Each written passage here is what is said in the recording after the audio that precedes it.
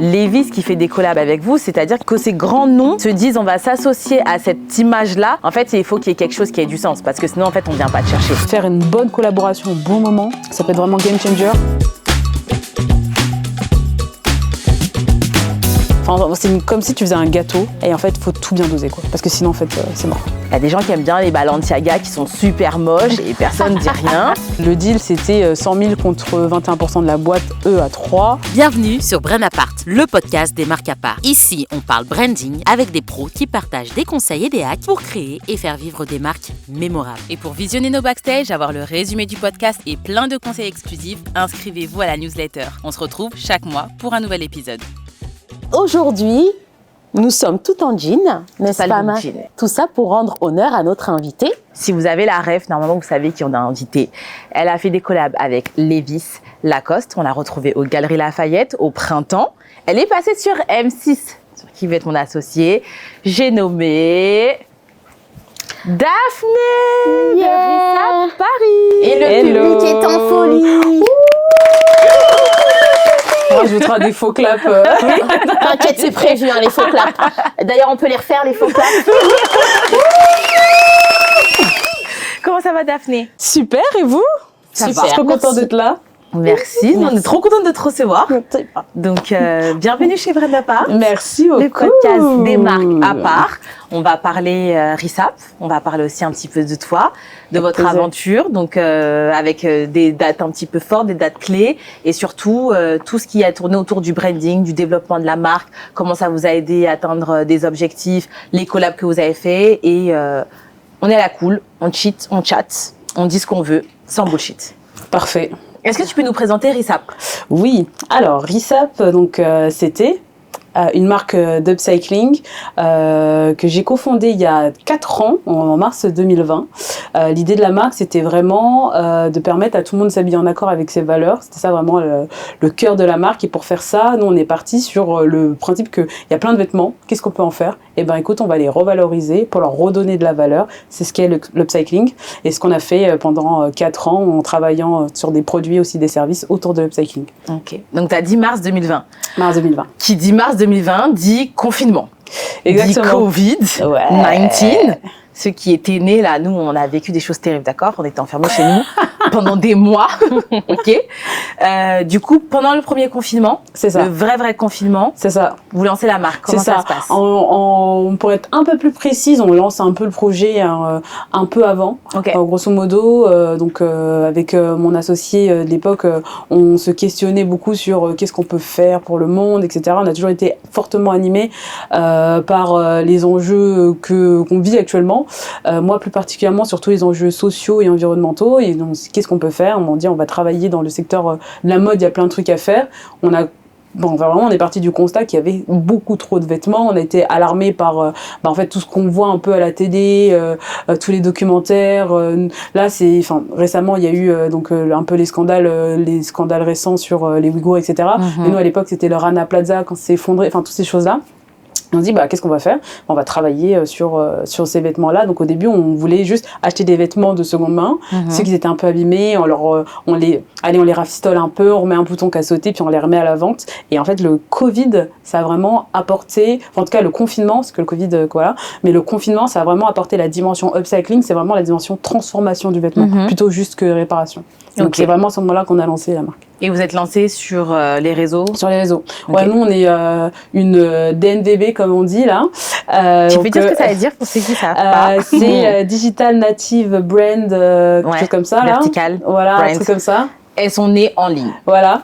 Et donc grosso modo, on s'est lancé sur Instagram au tout début, donc on n'avait pas de produits, on savait pas coudre. Donc moi personnellement, je savais pas coudre, j'avais pas de produits et l'idée c'était juste on parle de nos valeurs, on parle de qu'est-ce qui nous anime, pourquoi on en vient à vouloir créer une marque qui recycle des vêtements et puis comme ça, on s'est rendu compte qu'il y avait plein de gens qui partageaient nos valeurs en fait.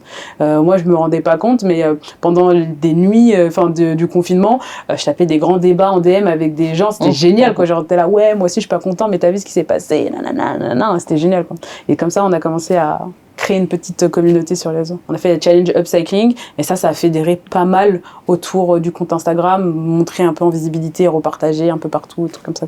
Ok. Et donc là, tu as dit que vous allez être lancé sur Instagram et c'était autour de vos valeurs. Est-ce que tu peux nous en parler, dire quelles étaient du coup les valeurs de la marque et comment ça s'est traduit dans tout ce que vous avez fait après? Les valeurs de la marque, c'était aimer, rassembler, valoriser. Et c'était en fait propre à nos valeurs personnelles, à mes valeurs personnelles qui ont toujours été portées vers l'humain, vers le respect de l'humain, beaucoup autour de la justice. Donc on parle de justice sociale, justice environnementale, des choses comme ça. Et en fait, l'idée de la marque, vraiment au tout début, ce que je disais, c'était permettre à tous de s'habiller en accord avec ses valeurs. Pourquoi ? Parce qu'en fait, personnellement, je me voyais plus aller consommer dans le circuit classique de consommation comme ce que je faisais avant, quoi. Grosso modo, j'étais là, ah mince, j'ai oublié de prendre un tel pantalon pour aller à tel endroit. Je rentrais dans un magasin, j'ai acheté un pantalon, tu vois. J'étais pas en mode ah mais pourquoi j'achète, machin et tout. Non, j'étais genre j'achète. Et en fait, quand j'ai compris vraiment les conséquences de ces modèles de consommation là, ça m'a un peu heurté et je me suis dit, faut que je fasse quelque chose, faut que moi je propose quelque chose qui soit plus en accord avec mes valeurs, qu'est-ce que moi j'irai acheter. Et voilà, et un peu comme ça qu'on est parti dans la marque et que ça a déroulé quoi, autour de nos valeurs, quoi. C'était l'ADN de la marque, ce truc-là. Et d'ailleurs, quand on en discutait dans DM avec les personnes, c'était comme il n'y avait pas de produit en soi, on parlait beaucoup de ces trucs-là qui nous animaient. Pourquoi ? Parce que si, parce que ça. Donc là, t'es totalement dans le why, quoi. Oui, moi, totalement dans le why. Et d'ailleurs, je pense que la marque a su fédérer sur 4 ans 60 000 personnes, et que ce soit en B2C qu'en B2B, hein, c'est-à-dire que des particuliers ou des entreprises qui ont collaboré avec nous, c'était vraiment pour le why. Au début, c'était vraiment, les gens étaient captés par ça, et après, il y a tout le reste qui vient. Et quelle a été votre stratégie, du coup, pour véhiculer au mieux vos valeurs ? Alors, ça a été beaucoup les réseaux sociaux. Beaucoup les réseaux sociaux. Vous avez une stratégie de contenu particulière C'était... Alors, nous, on postait beaucoup... Enfin, on postait en tout cas en story tous les jours. Pendant, je pense, bien 3 ans. On a posté 2-3 ans, on a posté tous les jours en story. Et l'idée, d'ailleurs, il y avait la transparence. C'était montrer vraiment tout ce qu'on fait, avec qui on fait, pourquoi on le fait, et rester hyper authentique. C'est-à-dire qu'au final, quand on rencontrait des gens, qu'on connaissait des réseaux ou pas spécialement qu'on connaissait pas, mais enfin bref, et qu'on les rencontrait dans la vraie vie, il y avait ce côté où ils avaient la sensation de déjà nous connaître, et ça, vraiment, ça... T'as l'impression de discuter avec des potes, mais des gens que tu connais pas du tout. Tu vois, nos premiers clients, in fine, c'est des gens, aujourd'hui, moi, je les ai sur mon Insta perso, ils m'invitent à des trucs, on va boire des verres et tout. Tu vois, c'est des gens que je connais parce que c'était nos premiers clients, ils sont venus, on a discuté et en regardant un peu tout ce qu'on faisait sur les réseaux, on a créé ce lien, quoi, avec eux. Donc, beaucoup de contenu tourné autour de la transparence, autour de l'authenticité, ce qui nous a fait, c'est comme ça qu'on a commencé finalement. Ouais. Ok. Je suis curieuse parce que c'était pendant le confinement. Vous étiez confinées toutes les deux ou chacune de votre côté? On était confinées chacune de notre côté avec mon associé. Et après, en fait, ça a rouvert finalement. Parce qu'on a fait tout le challenge, enfin toute la partie vraiment discussion, Instagram, etc. pendant le mois où on était vraiment enfermés. Après, quand ça a réouvert, nous, on a fait un pop-up direct. On a fait un pop-up où là, on a rencontré les premiers clients. On commence là déjà à dropper déjà des vrais vêtements upcyclés, etc., etc. Et tout le mois les 2 mois d'été là, été 2020, on fait vraiment, on nous laisse les clés d'une boutique et puis pendant tout le mois, on vend des pièces upcyclées, on rencontre les clients, on leur parle pourquoi vous venez à nous, pourquoi l'upcycling ça vous parle, est-ce que vous savez ce qu'est l'upcycling, machin, etc., quoi. Okay. Alors, vous étiez online. Vous êtes passé dans le offline avec le pop-up store. Ouais. Comment ça s'est passé cette transition? Comment vous avez réussi, quand les gens sont allés à votre rencontre, à garder cette authenticité? Moi, j'ai la sensation, en fait, comme ça a été vraiment sur des temps très restreints, in fine, parce que là, on parle de mars-avril 2020, on est online. On n'a pas de produit. Mai, juin, juillet, août, on commence à avoir nos premiers produits. Là, à ce moment-là, d'ailleurs, la première personne avec qui on a travaillé, c'est quelqu'un qu'on a rencontré sur les réseaux. Il s'appelle Sonia, qui a été exceptionnelle, qui a travaillé avec nous pendant 2 ans dans la marque. Et à ce moment-là, on passe en offline et on vend. Et en fait, tout a toujours fonctionné main dans la main. Parce que l'idée, c'était ce qu'on faisait, c'était la journée, on faisait les modèles. on dropait sur Insta. Et soit c'était vendu direct, c'était envoyé le lendemain, soit c'était pas vendu, ça allait en boutique pour être vendu. Et en fait, on a toujours fonctionné comme ça, main dans la main, entre le online et le offline sur la partie vente. Et du coup, les gens qui voulaient voir le produit, en final, nous, ce qu'on montrait en story, c'était exactement les mêmes personnes. Enfin, c'était exactement les mêmes personnes qu'il y avait en réalité. Enfin, il n'y avait pas de mise en scène. Enfin, vraiment, c'était vraiment les mêmes personnes. Je pense même aujourd'hui, tout ce que moi je dis, que ce soit en interview là, même nous, quand on s'est rencontrés, je serais exactement la même quand les caméras sont éteintes, tu vois. Et c'était exactement ce qui se passait avec les débuts de Rissap, c'est qu'on était les mêmes. On se sent comment, Daphné, quand on vend son premier produit? T'es là en mode... Yes, c'est hilarant. C'est hilarant parce que à la base je suis pas du tout vendeuse. J'ai fait des études d'ingénieur et du coup me dire ouais je vais vendre un produit, j'ai trouvé ça super drôle et je me suis trouvé d'ailleurs une fibre commerciale grâce à Rissap. Je ne savais pas que je savais vendre comme ça, mais c'est super, c'est galvanisant parce que de un tu dis parce que j'ai créé grosso modo avec l'équipe, bien sûr, ça plaît, ça touche la personne.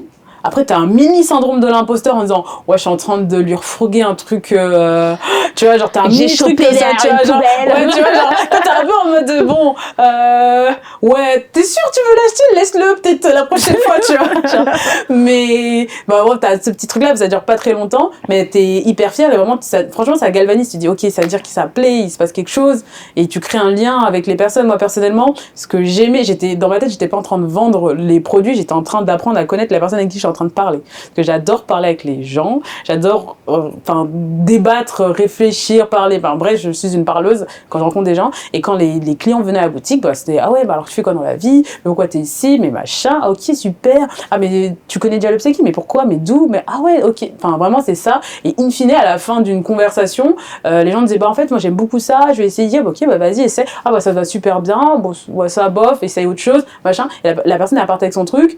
Et en même temps, tu vois, on a créé un lien, quoi. Donc c'était vraiment ce truc-là que j'aimais le plus et puis voilà, c'était trop bien en fait. Vraiment, c'est trop bien. Trop bien. On sent la passion. On sent la passion quand j'aimais trop. Moi, j'ai trop aimé. Et est-ce que tu pourrais nous expliquer, parce que là vous êtes rentré dans un premier shop, on vous a donné les clés, vous avez vendu. Ouais. Ensuite, on vous a retrouvé au printemps et aux Galeries Lafayette. Comment est-ce que on fait pour se retrouver aux Galeries Lafayette ou au printemps? Et comment est-ce que du coup la marque a attiré l'œil de ces institutions? Alors c'est beaucoup savoir saisir les opportunités. Je dirais, nous toutes les opportunités qu'on nous a présentées, pour la plupart, on les a toutes saisies. Okay. Pratiquement sans exception, je dirais. On a bossé avec, je sais plus si c'est printemps, c'était après, je crois. C'est d'abord les galeries.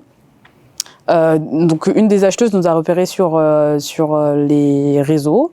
Elle nous a demandé si ça nous intéresserait de rentrer aux galeries parce qu'ils avaient un nouveau concept qui allait arriver, que c'était le Restore. Et dans ce concept-là, dans cet espace-là, le Restore, il allait avoir uniquement des marques responsables et de la seconde main. Okay. Et à l'époque, pour la petite histoire, la petite anecdote, c'est qu'on avait sorti des box upcycling où l'idée c'était pareil, dans la même lignée de Rissap de la boîte, c'était faire en sorte que les gens se rendent compte qu'ils peuvent faire encore des choses avec leurs vêtements, l'upcycling, machin et tout. On s'est dit, en fait, on propose des produits, on va leur proposer de faire du DIY, de le faire eux-mêmes. Et l'acheteuse de galerie, elle était très intéressée par ces box-là. Et donc du coup, elle nous a dit oui, nous on veut les box, etc. Et puis on lui a dit en fait on fait aussi des vêtements. Est-ce que, ça vous intéresserait, etc. Et puis on a négocié pendant longtemps et tout, etc. Et au final, ils ont pris les deux, ils ont pris les box et les vêtements. Et c'est comme ça qu'on est rentré aux galeries en septembre 2021. Ok. Et après le printemps, ça s'est fait? Et le printemps, ça s'est fait. Je me demande si ça s'est pas fait peut-être octobre 2021, légèrement après la rentrée de 2021. Et là, c'était un pop-up. Ok. Tu vois, c'était un pop-up où on est resté, je me rappelle plus trop, 2 semaines, je crois à peu près, ou un mois peut-être. Et on est resté au printemps là. Et c'était pareil, c'était génial. On a bossé. Aussi, l'histoire de Rissap, c'est de bosser avec des gens formidables. Okay. Vraiment, tous les partenaires qu'on a pu avoir étaient formidables, que ce soit les galeries, toutes les marques avec qui on a collaboré, parce que toutes ces personnes-là, souvent on voit les grosses structures, on voit des gens comme des grosses entités, mais en fait, au final, les gens à l'intérieur, il y a des gens qui sont portés par des valeurs de ouf, quoi. Alors moi, j'étais là, ouais, moi, je suis une meuf de valeurs, non, mais ouais, je parlais avec eux, j'étais là, je vais aller réviser mes valeurs, tu vois, parce ils sont à fond, ça fait trop plaisir. Il y a des gens, mais engagés pour l'environnement, mais des trucs de fou. En fait, ils n'ont même pas besoin de le dire, c'est juste quand tu discutes avec eux, tu sens direct. On dit, ah, mais ça, on va pas le faire parce que tu vois. Et ah, ok, ouais. Donc là, l'alignement des valeurs, des marques, sinon, ça fonctionne pas, quoi. Beaucoup l'alignement des valeurs et des gens avec qui tu travailles dans ces marques-là. Moi, je sais qu'il y a, sur le papier, il y a des gens, de prime abord, je suis pas spécialement chaud, mais quand je rencontre les personnes qui travaillent dedans et que je discute avec elles, direct ça change la donne, quoi. Je me dis, ah ouais, mais on va bosser ensemble et on va faire un truc vraiment sympa et on va porter un peu ce discours-là, ces valeurs-là, ça va faire la diff, tu vois. Et typiquement, là où, tu vois, genre, on pouvait s'attendre à des moments, ah non, mais c'est un peu bizarre, les filles, elles sont là, ouais, on veut faire de la mode durable, des choses meilleures, après elles vont bosser avec des marques qui font n'importe quoi, ça peut être un peu tendancieux. Ou là, tu vois, on a bossé avec Levi's où, pareil, on pouvait se poser la question, mais in fine, les gens avec qui on a bossé chez Levi's étaient géniaux, quoi. Ça, c'était génial. C'était vraiment, il y a vraiment cette démarche-là on va aller essayer de faire de nos déchets des choses plus sympas. Enfin, vraiment, on va vraiment essayer de porter le sujet. Et ces gens-là, on fait un pilote, puis après, si ça prend, on va essayer de faire quelque chose de plus grand. Enfin, vraiment, il y avait vraiment cette dimension-là avec les filles avec qui on a bossé. Je trouve ça génial, tu vois. Pareil, les galeries. Parce qu'on a eu pas mal d'acheteuses, les acheteurs, je crois qu'il y en a eu acheteurs, elles étaient super, quoi, super engagées. La dernière en date avec qui on a bossé, c'est quelqu'un qui est vraiment engagé pour une mode vraiment beaucoup plus durable, quoi. En tout cas, moi, c'est comme ça que je l'ai perçu à chaque fois que j'ai échangé avec cette personne-là. Et c'est vraiment appréciable quand tu as une marque qui est drivée comme ça, tu vois. Mais tu sais que tu as, au-delà de l'aspect du développement durable, etc., tu as réalisé le rêve de beaucoup de créateurs de vêtements, etc. Est-ce que tu as des conseils justement à leur donner pour un peu pousser les portes? Quel type de marque faut avoir? Comment faut aller? Comment tu l'amènes? Voilà, comment tu l'amènes? Comment on se vend? Parce qu'on attend qu'on vienne nous chercher. Il y a différentes stratégies. Hein. Typiquement, si tu as un branding, une image de marque, une stratégie de marque forte, on vient te chercher. Nous, sur la partie business, les plus gros trucs qu'on a fait, on est venu nous chercher. On va pas se mentir. Vraiment, on a vraiment capitalisé. C'est notre stratégie de marque qui nous a ouvert le plus de portes, je dirais. Le conseil que je donnerais, nous, ce qui a fonctionné pour nous, et après, il y a chacun sa formule, et vous, les filles, je pense que c'est là aussi, c'est important d'avoir des agences comme vous. Nous, ce qui a vraiment fonctionné, c'est le capitaliser sur le why. Le début, la porte d'entrée, c'est capter les gens sur le why, d'abord. En tout cas, on a commencé comme ça. Et ensuite, il y a eu l'identité visuelle, tout ça, c'est venu après. En fait, ça a été du temps, ça a été étape par étape. En fait, quand on prend Risap au début, on fait une photo, et Risap à la fin, le branding a évolué, la stratégie de marque a évolué avec la marque. Ouais. Au début, c'était beaucoup le why. Quand le why était vraiment ancré, c'était bon pour tout le monde. C'était OK, mais au-delà du why, qu'est-ce qu'il y a? Et c'est là on a commencé vraiment à créer toute la stratégie autour de la marque. Au tout début, typiquement, on faisait pas que du jean. Au début, on faisait pas que du jean. Là, je vais mettre de côté un peu la partie environnement parce que il y a aussi tout un sujet sur le jean dans l'environnement. Mais au début, on faisait du velours côtelé, de la chemise en coton. Enfin, on faisait tout. Et à la fin, on s'est dit OK, faut qu'on se structure. Mais cette structuration, elle est venue aussi pour plusieurs raisons. La première, c'était financière, forcément. Et ensuite, avoir une véritable stratégie de marque. À la fin, quand on disait Risap, tout le monde pensait le jean. Ouais, c'est clair. Alors qu'au début, c'était pas ça. Au début, c'était de l'upcycling. Ouais. Et en fait, on a vraiment voulu se démarquer aussi et s'ancrer un peu plus dans un truc où il fallait être visible, tu vois, et être unique. Avoir vraiment cette valeur unique dans l'upcycling, parce qu'il y a plein de marques qui font de l'upcycling, il y a plein de gens qui font de l'upcycling, mais nous, il fallait vraiment qu'on tire un peu notre épingle du jeu, au-delà du why qui était hyper fort, au-delà de toute la stratégie, on va dire, sur les réseaux sociaux, où on était hyper authentique, machin, etc. Merci, c'est vraiment important, j'appuie dessus, c'est important ce que tu dis là. Et c'est comme ça que, et ensuite à côté, y a les collaborations qui ont appuyé encore plus ce truc-là. Tu fais une collab avec Levi's qui est le numéro 1 du jean au monde. Ah ok, voilà, ça ancre encore plus le truc du jean, quoi. Et ça, c'était vraiment super. Et je pense qu'au moment où on le fait, je suis même pas sûre qu'on a conscience qu'on est vraiment, on est vraiment en train de bosser à fond la stratégie de marque autour de ça. Parce que ça, créer une stratégie de marque, c'est pas votre cœur de métier. Non. Créer une entreprise en soi, c'est pas notre cœur de métier. C'est vrai, des métiers de personne. C'est vrai, oui, mais voilà, nous, par exemple, on aura un peu plus peut-être de facilité à le faire, mais déjà, le monde de la mode, c'est particulier, j'imagine.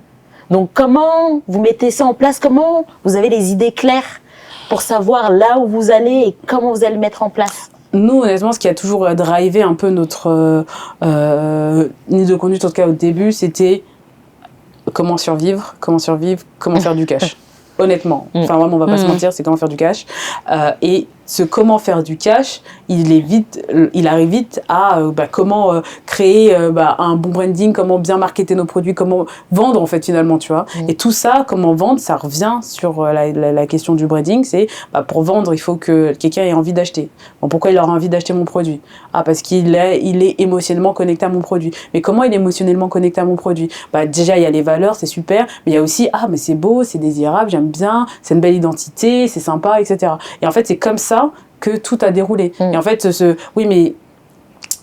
sympa, etc. Mais est-ce que si ça va trop dans tous les sens, est-ce qu'ils vont venir à nous? Donc il faut recadrer. Ok, on recadre. Donc et tout, même du début à la fin, on a fait que recadrer, choisir, faire des choix. Vraiment sur plein de trucs, on a fait plein de tests. On a testé plein de choses, des choses qui ont marché, des choses qui n'ont pas du tout marché. Justement, c'est quoi qui a le plus marché? Ce qui a le plus fonctionné, et ça c'est vraiment l'anecdote qui est vraie et qui me fait beaucoup rire, c'est que on a lancé donc nos premiers vêtements, c'était one shot. Typiquement, on chope ton pantalon, on fait une transformation, on vend. Et ensuite, pour les premières collections, je dirais, on a créé un catalogue produit où dedans l'idée c'était d'avoir un catalogue de transformation entre guillemets, c'est-à-dire tu regardes, on avait des pulls, on avait des pantalons, on avait tout un tas de trucs, mais c'était un modèle. Donc on a fait un premier un premier catalogue qui avait très bien fonctionné, les gens avaient beaucoup aimé, et on avait fait un deuxième modèle, un deuxième catalogue où là les gens, on attendait un peu aux tendances, c'était ok, le premier a bien fonctionné, maintenant qu'est-ce qui va se passer? Et il y avait une pièce qui était le pantalon à paillettes que moi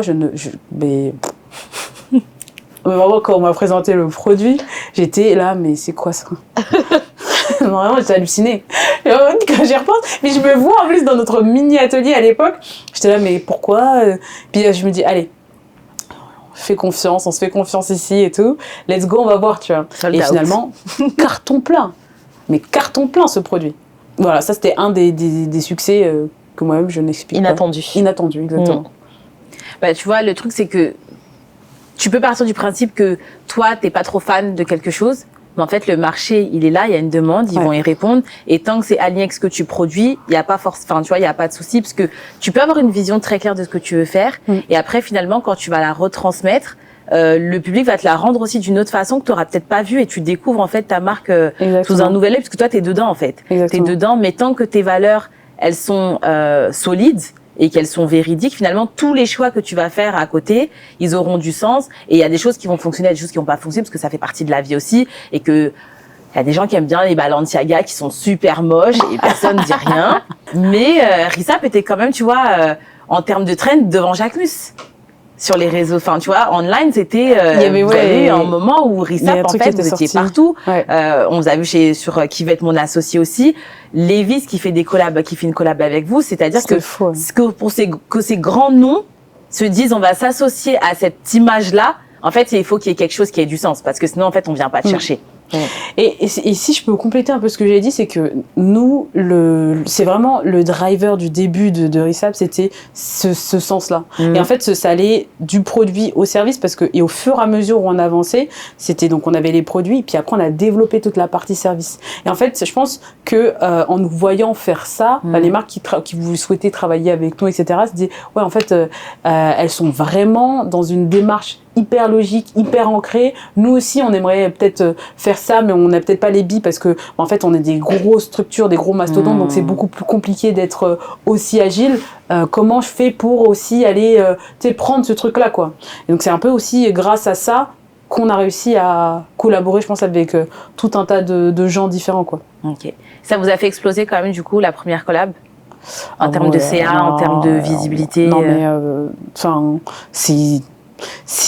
en fait, je pense, ça, là, on va parler un peu business. Quand tu collabores avec des mastodontes, honnêtement, tu changes un peu de sphère, mais tu changes de sphère aux yeux des gens. Okay. Toi, dans ta réalité, en gros, tu es toujours en train de développer ta marque, tu es toujours en train d'essayer, enfin, en gros, tu es toujours en train de galérer. Mais par contre, quand tu vas parler à quelqu'un d'extérieur, ah, mais vous avez bossé avec eux et tout, tu vois, genre, tu sais, ça te crée une légitimité que tu dois apprendre à utiliser pour te créer d'autres opportunités. Et nous, c'est ce qu'on a fait aussi beaucoup, donc avec la première collab Levi's. On voyait bien, au début, tu vois, c'était peut-être un petit projet, ça paraît, oui, super, les filles, c'est bien ce que vous faites. Ouais, mais on a bossé avec Levi's. Ah, mais on est aux galeries aussi, et puis voilà, ça se passe super bien.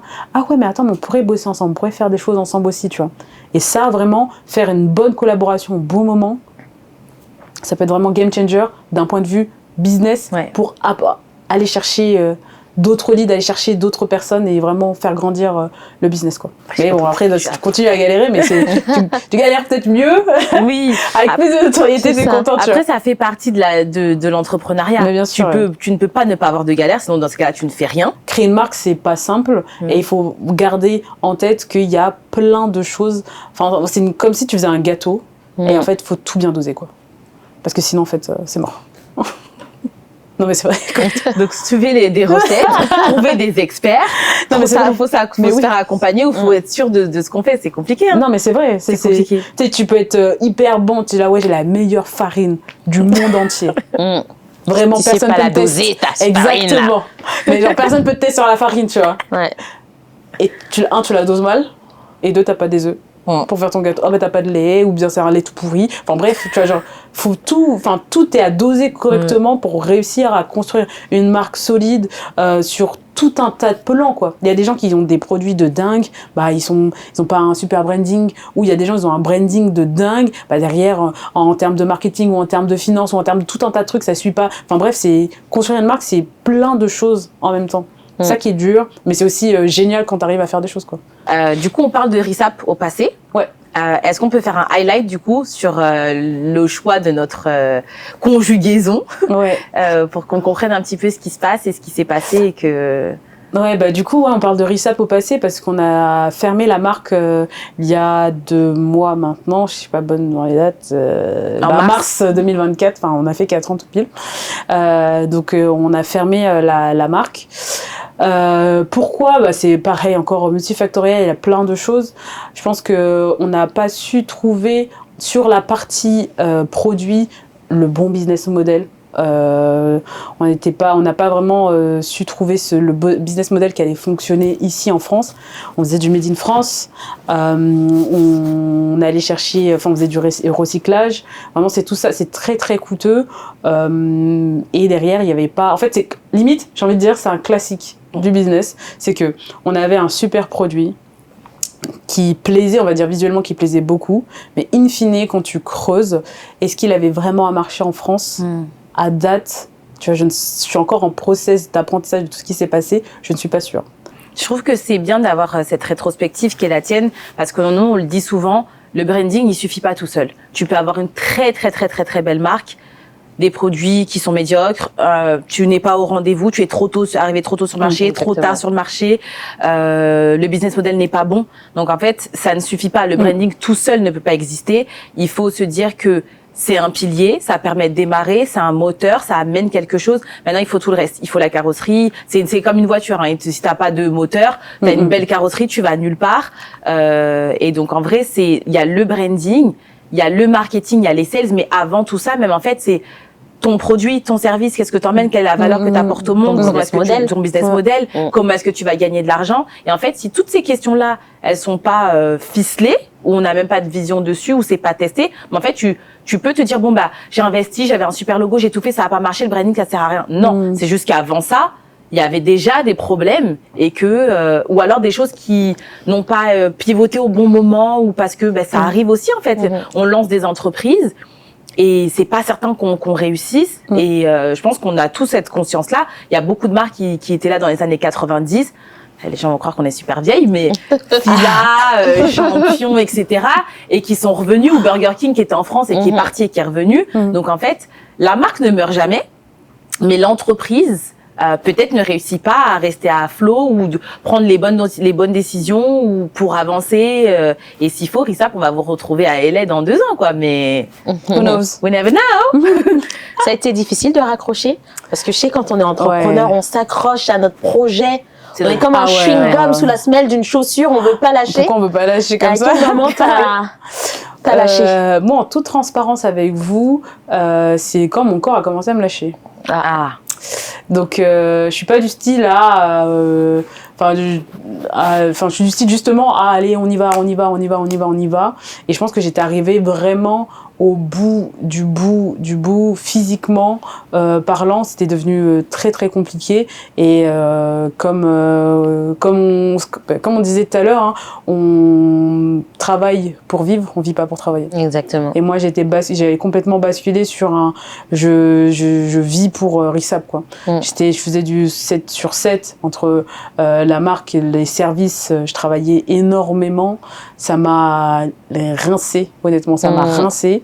Et donc là, pour moi, il fallait arrêter. Moi, je suis honnêtement dans une phase d'apprentissage de cette fin. Je serais ravie qu'on puisse en discuter encore plus après.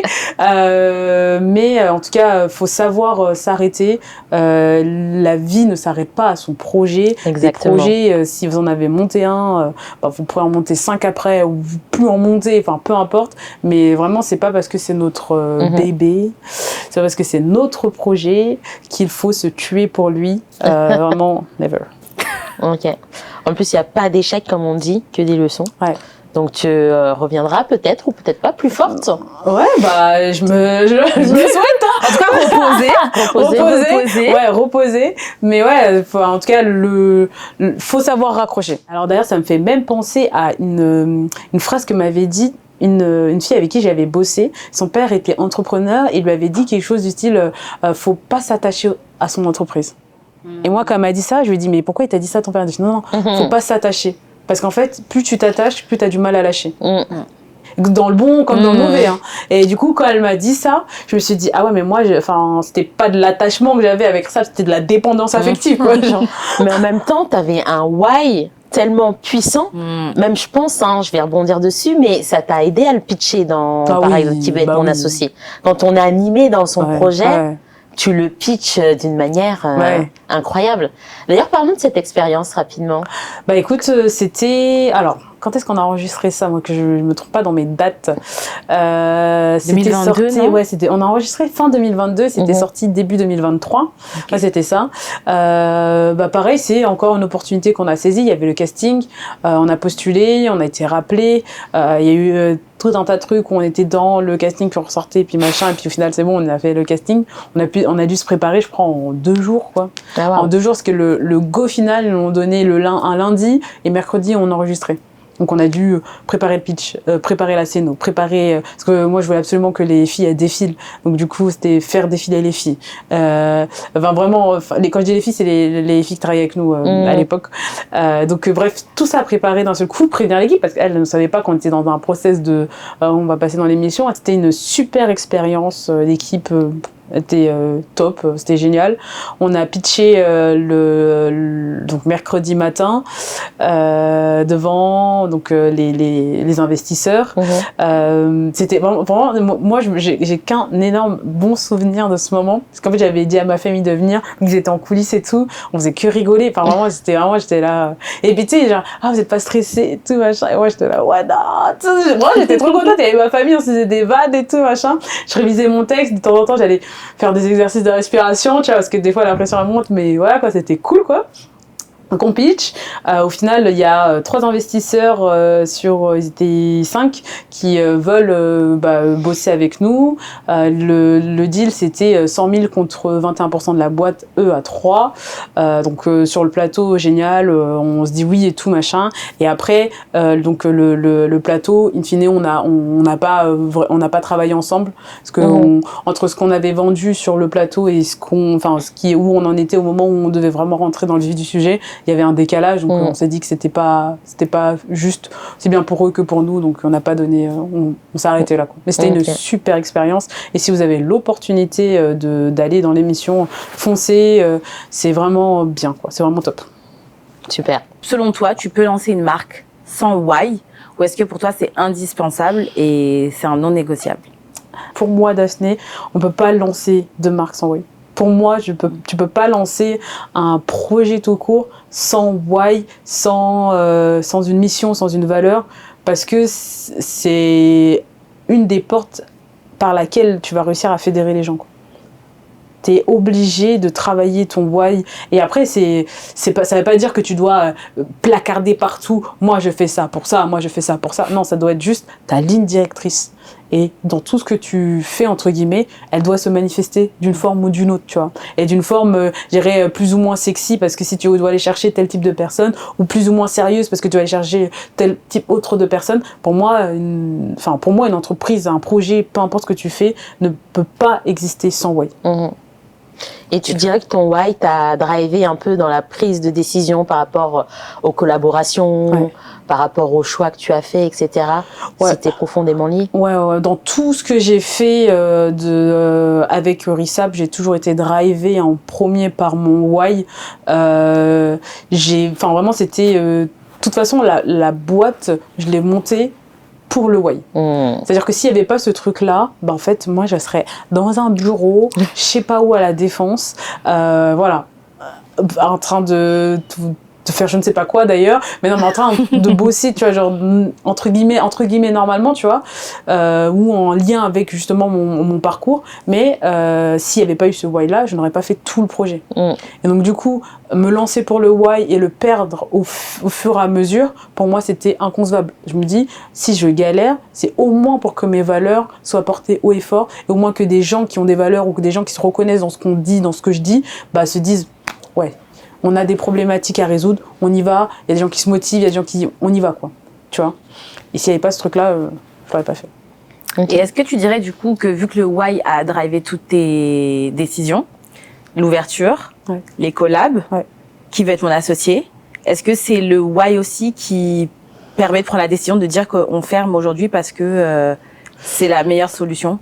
Je pense qu'il y a aussi ce truc-là. De toute façon, quand tu montes une boîte, t'es obligé de faire des compromis. Je ferais même des sacrifices. Ouais, non mais oui, c'est sûr, tu vois, t'es obligé de faire des sacrifices, des compromis. Et après, c'est où est-ce que tu mets ta jauge, quoi. Où est-ce que tu te dis, ok, là, à partir de là, je suis toujours en accord avec mes valeurs, mais quand je passe en dessous, je le suis plus, quoi. Et je pense que moi, à titre perso, il y a plein de moments par rapport à mes propres valeurs où j'étais plus alignée, quoi.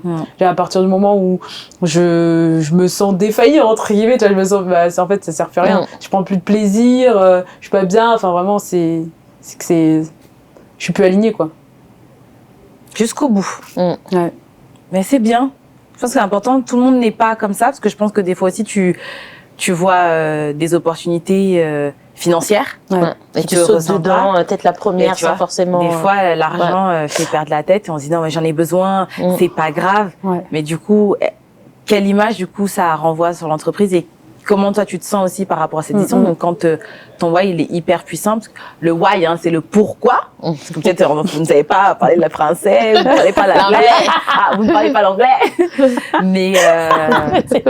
Mais je pense que oui, en fait, ça a du sens, et quand tu le racontes, tu vois, c'est pas comme si t'avais pris des décisions aujourd'hui que tu regrettes parce que t'as voulu suivre l'argent ou la notoriété ou la fame. En fait, c'est juste que tu passes de l'upcycling et là, tu retravailles le jean et puis finalement, tu vas dans l'accessoire, etc.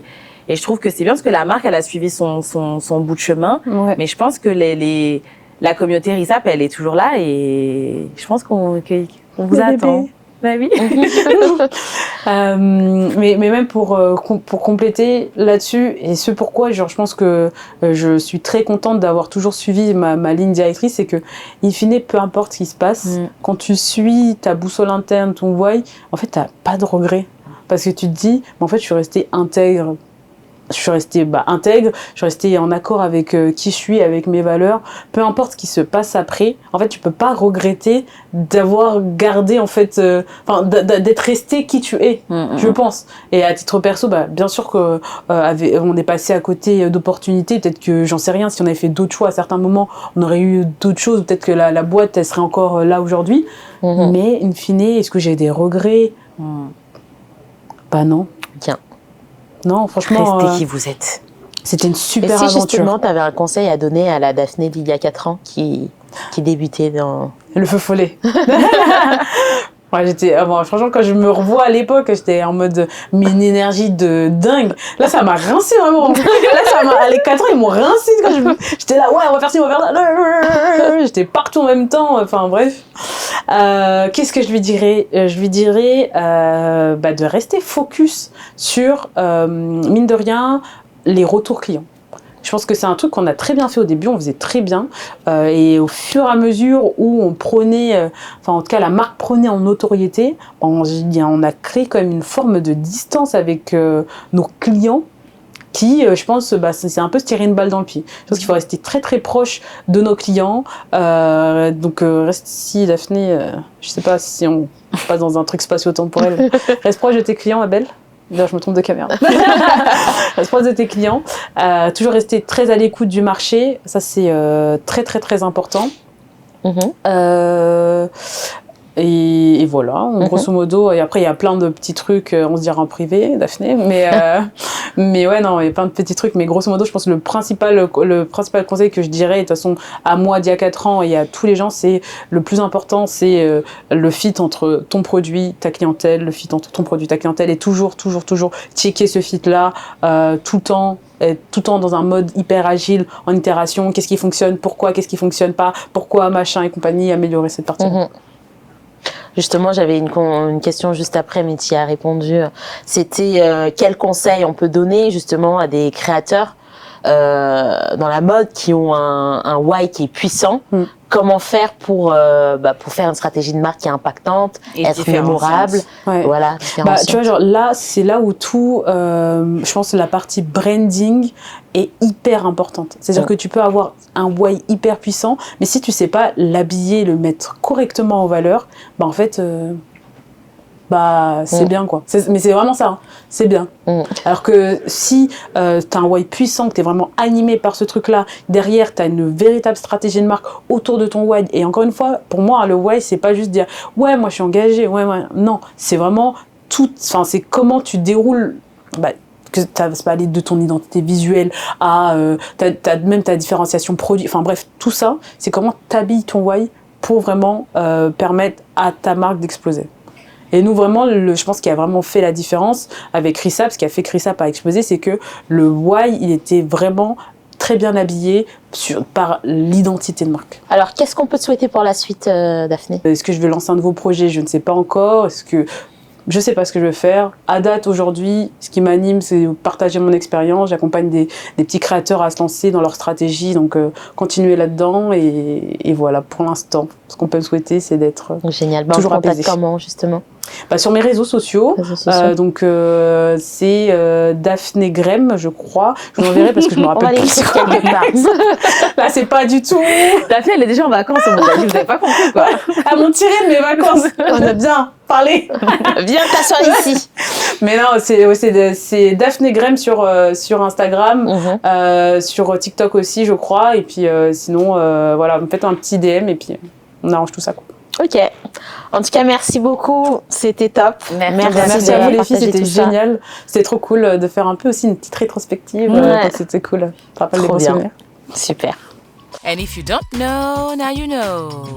Merci d'avoir écouté Brenda Part. Envie de découvrir les coulisses du podcast ? Rejoignez notre newsletter. On vous enverra des outils et des conseils exclusifs pour amplifier votre marque. Et si vous avez kiffé l'épisode, n'oubliez pas de nous mettre 5 étoiles et de le partager à quelqu'un qui en a besoin. À bientôt pour un nouvel épisode.